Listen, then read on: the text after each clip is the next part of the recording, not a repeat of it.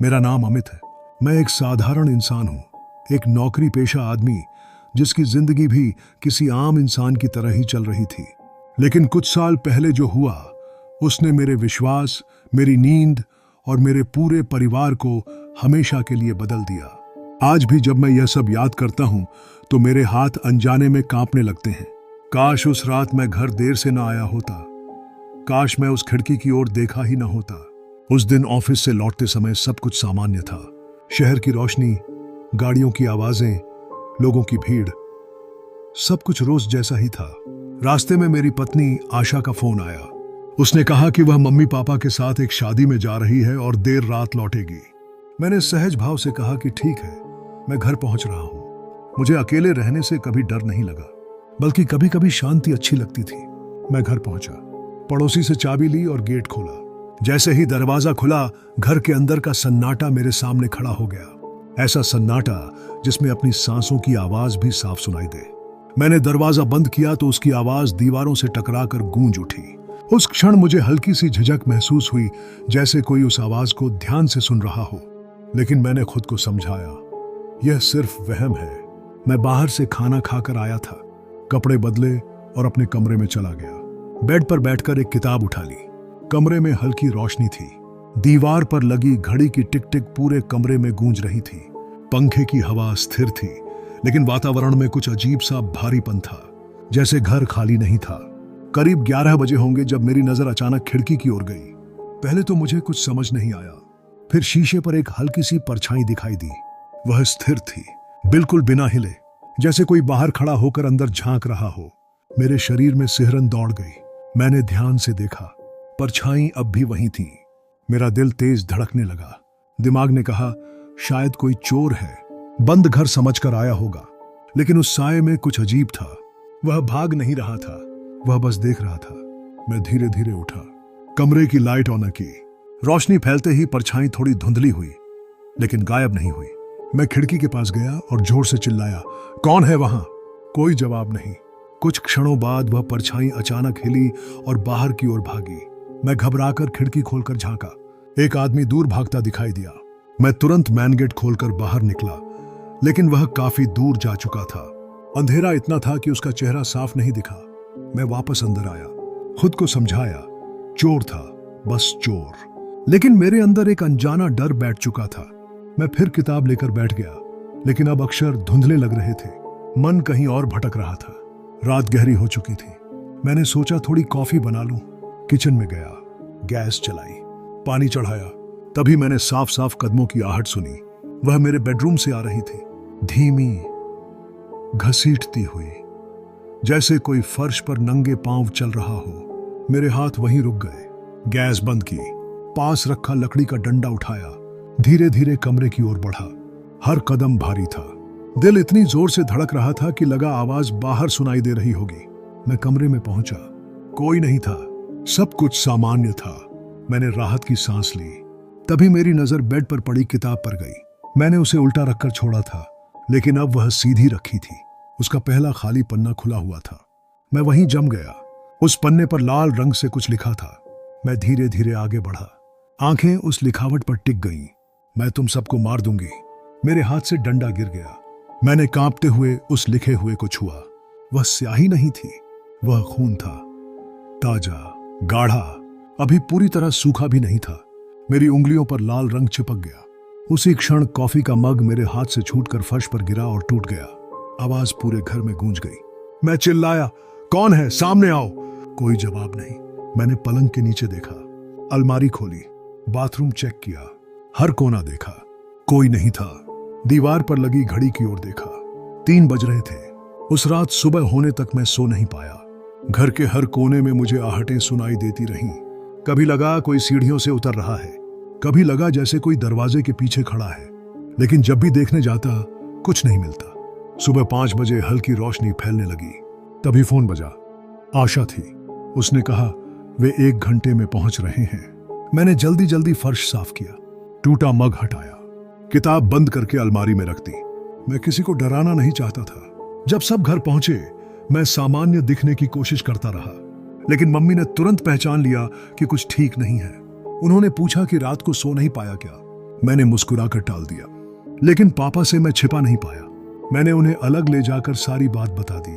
उन्होंने ध्यान से सुना, फिर किताब देखने को कहा।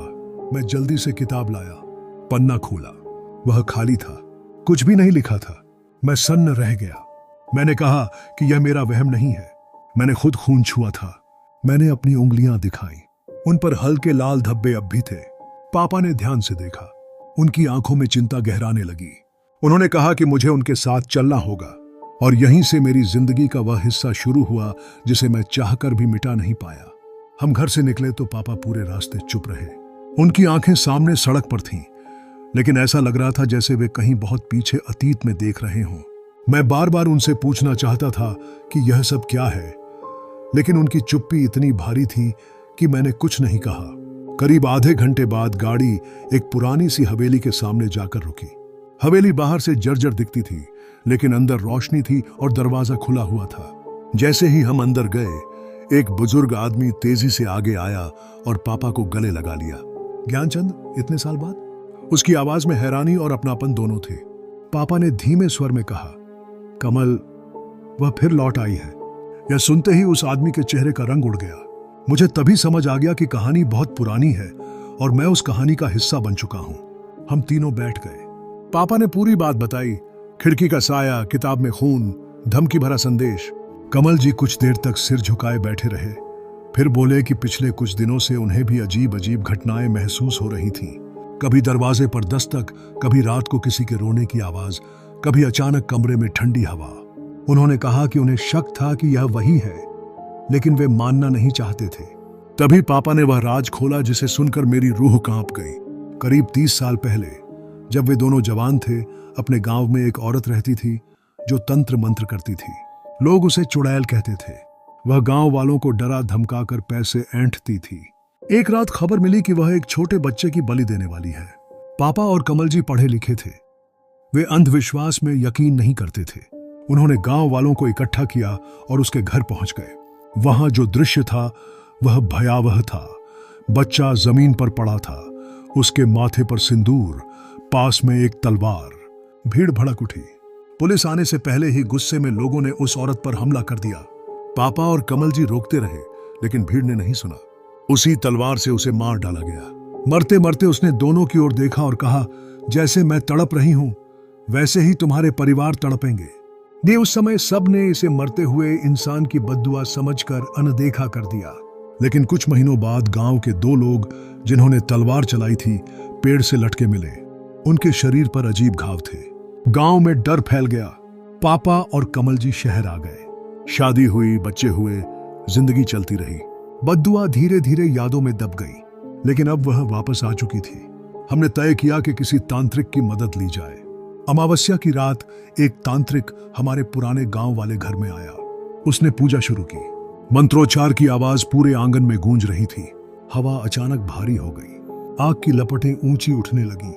तभी कमल जी का शरीर कांपने लगा। उनकी आंखें पलट गईं। उनकी आवाज बदल गई, भारी, खिंची हुई, जैसे किसी और की हो। तांत्रिक ने हवन में आहुति दी। कुछ देर बाद कमल जी बेहोश होकर गिर पड़े। तांत्रिक ने कहा कि आत्मा को मुक्ति मिल गई है। हम सब ने राहत की सांस ली। गले में काला धागा बांधा गया और कहा गया कि 1 महीने तक इसे मत उतारना। कुछ दिन सब सामान्य रहा। फिर एक शाम ऑफिस से लौटते समय एक अजनबी मेरे पास आया। उसका चेहरा विकृत था, कपड़े फटे हुए। उसने मेरी तरफ झुककर कहा, तुम्हें लगता है तुम बच गए? वह यहीं है, कहीं नहीं गई। वे उसने अपना नाम हरिया बताया। उसने कहा कि मेरे पापा उससे सब छुपा रहे हैं। उसकी हंसी आज भी मेरे कानों में गूंजती है। मैं सन्न रह गया। घर आकर मैंने पापा से हरिया के बारे में पूछा। पापा का चेहरा सफेद पड़ गया। उन्होंने कहा कि हरिया वही आदमी है जो उस रात भीड़ में सबसे आगे था। तब मुझे समझ आया कि तांत्रिक का दावा झूठ था। वह गई नहीं थी। हम फिर तांत्रिक के पास गए। उसने माना कि शायद वह पूजा के बीच निकल गई। उसकी आवाज में घबराहट थी। हमें एहसास हो गया कि अब वह हमारी मदद नहीं कर सकता। आखिरी उम्मीद थी गांव की गंगाताई। हम गांव पहुंचे। गंगाताई बूढ़ी और बीमार थीं, लेकिन उनकी आंखें तेज थीं। उन्होंने हमारी बात सुनी और लंबी चुप्पी के बाद कहा कि परिवार को बचाना है तो पापा और कमल जी को अपने प्राण देने होंगे। मेरे पैरों तले जमीन खिसक गई।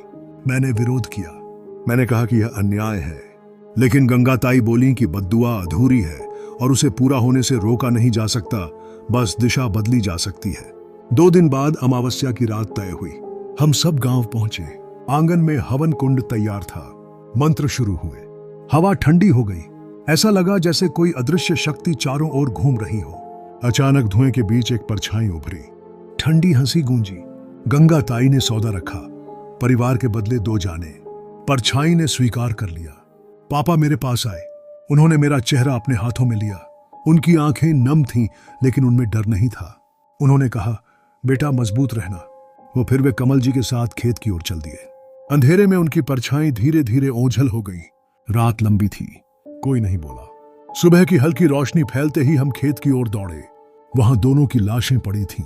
शरीर पर गहरे घाव थे, मिट्टी पर सूखा हुआ खून, चेहरों पर अजीब सी शांति, जैसे उन्होंने अपना वचन निभा दिया हो। हम उन्हें वापस लाए। गांव में ही अंतिम संस्कार हुआ। आग की लपटों में मेरा अतीत जल रहा था। कुछ ही दिनों में मम्मी भी सदमे से चल बसी। घर खाली हो गया। मैं और आशा रह गए। साल बीत गए।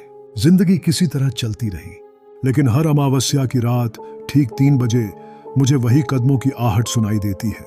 कभी खिड़की पर वही साया दिखता है, कभी अलमारी में रखी वह किताब अपने आप गिर जाती है।